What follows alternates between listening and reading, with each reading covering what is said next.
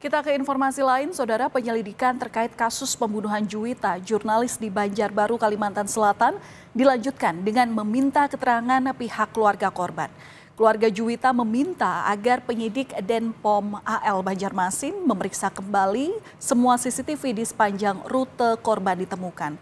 Keluarga juga minta untuk dilakukan pemeriksaan DNA karena ada dugaan terjadi tindak kekerasan seksual.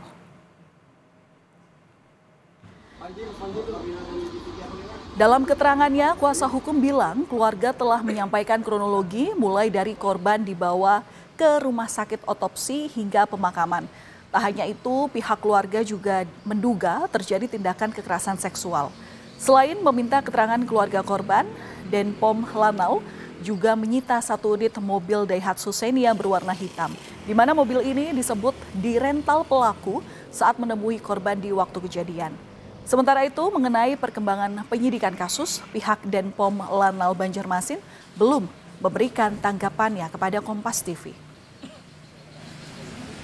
Yang menyusul nanti Anda terima kan ada petunjuk dari keluarga berkaitan dengan diusulkan untuk ngecek lagi semua CCTV di sekitaran kejadian. Dari rute berangkat, start, menitipkan motor, terus di mana TKP seperti itu. Dari keluarga korban meminta untuk dilakukan tes DNA terhadap sperma yang ada di rahim korban.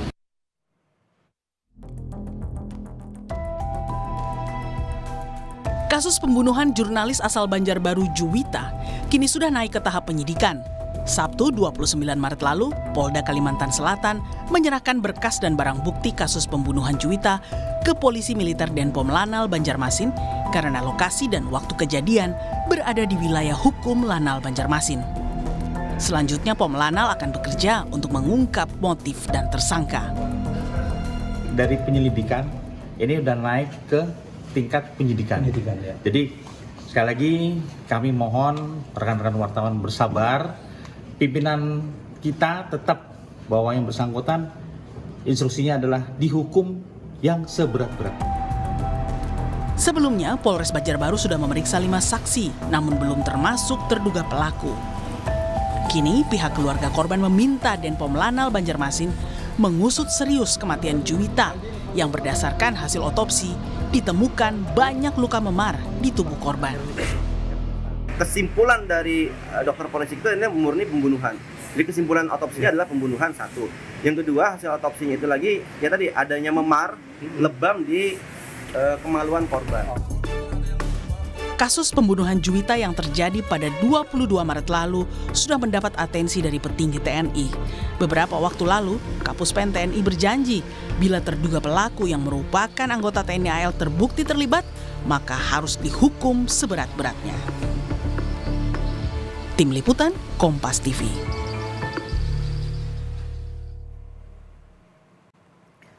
Saudara, pihak keluarga sudah dimintai keterangan oleh penyidik Denpom Lanal Banjarmasin. Selain itu, keluarga meminta penyidik untuk serius memeriksa kasus kematian Juwita karena dari hasil otopsi menunjukkan ada dugaan kekerasan seksual. Untuk mengetahui informasi lebih lanjut, kita sudah bersama dengan Koordinator Tim Advokasi untuk Keadilan Juwita, Muhammad Pazri. Selamat petang, Pak Pazri. Ya, petang Mbak Valen.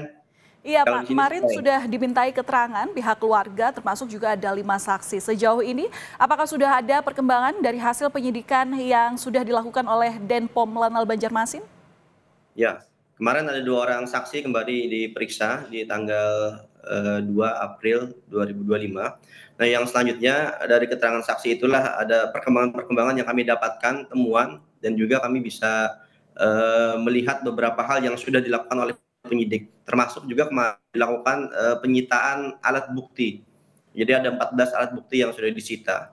Jadi dari kemarin itu juga kami menemukan beberapa hal yang sifatnya dari awal kronologis kejadian di tanggal 22 Maret 2025 sampai dengan dilakukannya otopsi.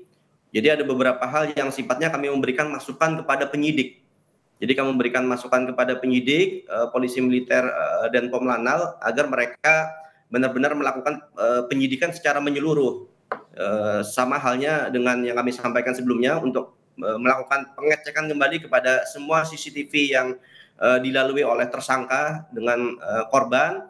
Yang selanjutnya lagi berkaitan dengan adanya hasil otopsi yang menurut kami juga perlu didalami lebih jauh seperti itu.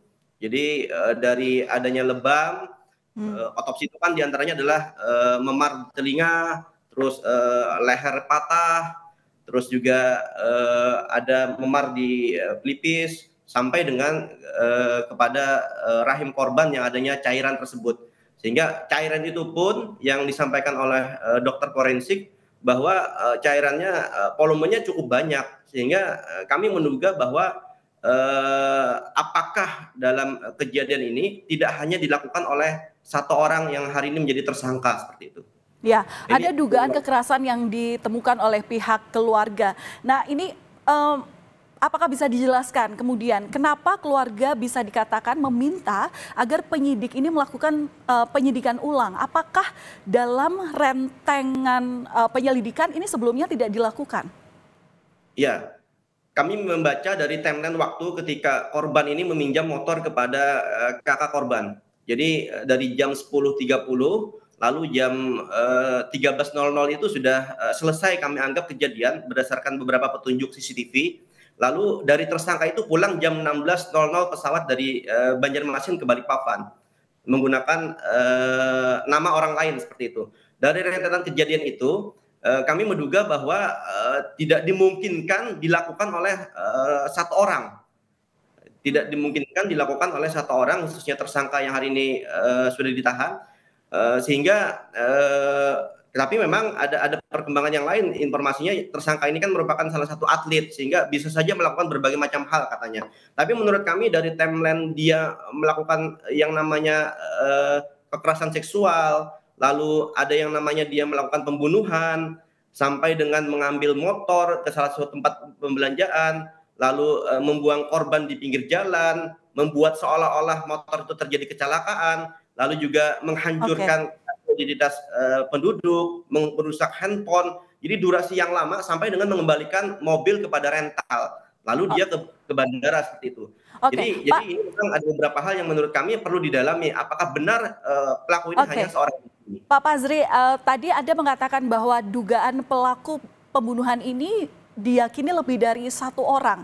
Nah, ini maksudnya gimana dan berarti arah dugaannya mengarah kemana? Ya, memang dari pengakuan dari tersangka, dia hanya seorang diri. Tapi dari kami melihat secara medisnya, hasil dari otopsi yang diterima keluarga ini kan dijelaskan oleh dokter forensik ketika setelah selesai dilakukan otopsi. Lalu dokter forensik menjelaskan direkam Mbak Palen. Nah, dari rekaman itu kami dengarkan bahwa ada yang namanya cairan. Jadi cairan di rahim korban yang volumenya itu cukup banyak.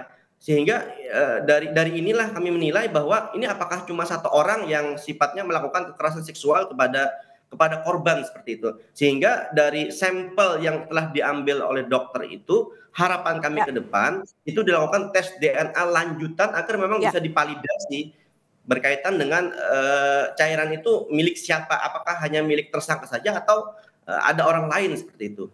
Baik, semoga memang kasus ini segera terungkap apa motif daripada kejahatan yang diduga dilakukan oleh pelaku. Terima kasih atas informasi yang sudah Anda sampaikan dari pihak kuasa hukum korban, Bapak Muhammad Pazri. Terima kasih, Pak. Terima kasih, Mbak Palen.